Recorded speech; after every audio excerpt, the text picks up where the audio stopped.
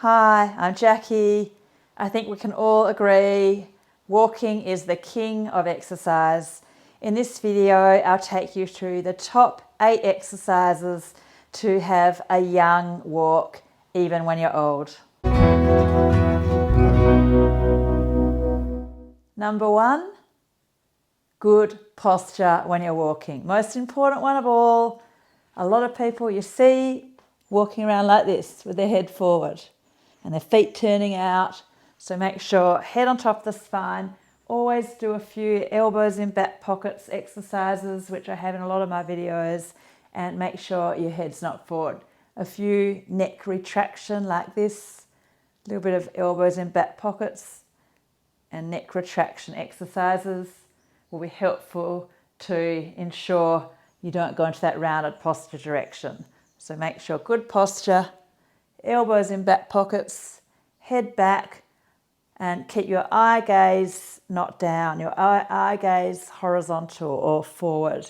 So that's the number 1 for walking, having good walking technique and walking for life.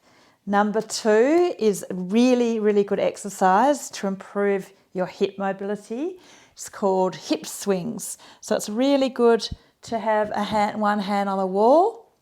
So if you've got your right hand on the wall, swing your right leg so your left arm, your opposite arm, is coming forward with the leg, or vice versa. So whichever arm you have on the wall, that's the leg that's swinging. And look straight ahead.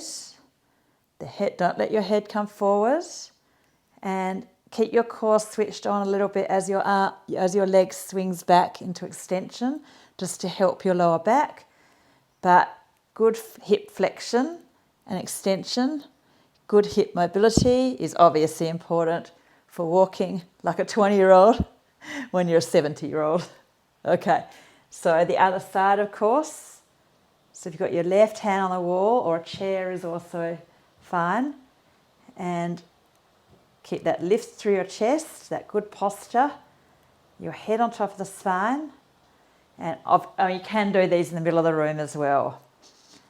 But to really get the release, sometimes the wall's better. But if you want to work on strengthening your standing leg, you can do it in the middle of the room. So hip swings, incredibly good exercise for walking freely. Number 3, arm swings. So have your feet parallel and just have your thumbs facing forward and your little finger moving towards the wall behind you and your thumb moving towards the wall in front of you. The arms are quite parallel, not swinging in too much, but the shoulders there's a little bit of rotation through the thoracic naturally. So you're not trying to be rigid, just allow the shoulder blades, the thoracic spine to come into a little bit of rotation, but try to keep the arms quite parallel and really focus on that little finger coming back. And that, of course, as always, the head on top of the spine. This is just a nice thing to practice, the hip swings and the arm swings on their own. And when you go for a walk, you feel you walk more freely. It's just simple stuff that helps you. And, walking is the king of exercise. Unbelievably good. Now we're going to put in arm swings. We're going to add on hip flexion. So it's got to be the opposite. So when you first learn to crawl, it's the opposite hand to foot. And then it goes to walking. So make sure the opposite hand to knee and feel like the arm is lifting the knee up. And also focus on that swinging back arm. Keep looking straight ahead. And just doing this, marching with the swinging arms, working on that hip flexion, incredibly good, especially for uphill walking, strengthening those hip flexors. A little bit harder is, see, I've got the legs straight now. So hip flexion with the arm swings, and feel like that opposite arm, the arm's lifting up the leg. So feel you're connecting the arm to the opposite leg. So feel those connections. And since I've been practicing this, honestly, I feel like my walking is stronger. It's just like I'm powering, it just feels really good. So it's a nice feeling to have a more powerful strong walk. Okay, so that's number 4. Number 5 is lunges. Lunges are incredibly good for not going in this direction. So I'll show you one of the best ways to do a lunge is really I'll have my back to you, just have the right leg back and the right arm up. I also like the left arm behind me because I get a little shoulder stretch. So, and you're stretching the hip flexors, the front of the hip, because if they get tight, you don't walk as freely. So don't let that happen. So, and you can look straight ahead or even slightly above the head at the ceiling if you feel balanced. You can have your hands on the wall and still get a good lunge. And also the toes tucked under at the back, that's a really important stretch as well for walking. But we'll do that on its own, that toe stretch. That's one of the exercises. Okay, and then the other leg back. So I have my back to you for a moment. Maybe it'll help you to be more coordinated with right and left. So the left leg's back and the left arm's up. And don't look at the floor. Look at the horizontal gaze or even slightly extending, looking up.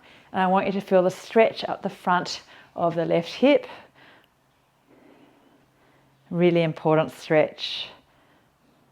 Do it regularly.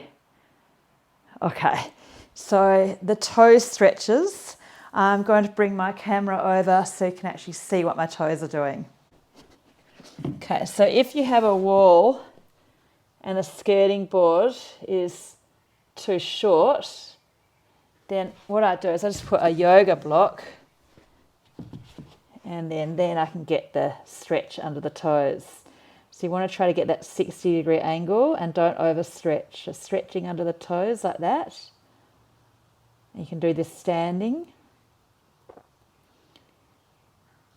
And then the other toes. So if you can't get that 60-degree angle, then that means your walking will be a bit stiffer. And we want to have a younger walk. So that toe stretch is really important. And that will help with your lunges to get a deeper lunge. You can do the toe stretch in the lunge. Okay, good. So finishing off the toe stretch. And then number 7 is hamstrings. So if you, and also we'll do the calf muscles. So there's lots of different ways we can do this stretch. Downward dog is the best if it's okay for your shoulders and wrists. So you know downward dog, you can stretch the hamstrings and the calf muscles. But you can also do this at the wall, push back to the heel, and that stretches the calf muscles. So that stretch is important if you're walking lots and you want to walk freely. And hamstrings, you can stretch them like this. Just be careful of your lower back. So make sure you do those stretches regularly, downward dog. And then another one which is important for not sort of walking, unstable walking with a lot of older people. Their walking is a bit unstable. So you can do clam, which we do in a lot of my videos, or we're stabilising our abductors. So these muscles here, we can do it standing as well. So one way is like that. Squeeze in here. You can also do this one, but it's hard to teach. So I'm pushing my hip out and in. I'm strengthening here and here at the same time. So if you're watching the screen, maybe have your hands on a chair and then you can be looking straight ahead and copying what I'm doing. So I want you to feel these muscles here and then the other side. So you push your hip out. It is hard to teach this, even in the class when I'm putting my hands on the students. I even still find it. But the other great way of doing it, which we do all the time, is the clam. And keeping those muscles strong is important for younger walking technique. Okay, so that's the 8. So walking freely. And make sure you just keep practicing and try to have the feet as equal as you can. So not more on one foot, or one foot turning out more than the other foot, and just keeping that good posture and trying to keep that equal weight through the feet and as evenly as you can in your strike. So the whole foot down, sometimes littler steps. So you don't always go onto your heels, because that can put too much pressure through your knees and hips. So thank you so much. Enjoy walking. I hope you have a good nature walk near you. Forest, beaches, parks, fresh air. Stay young, stay healthy.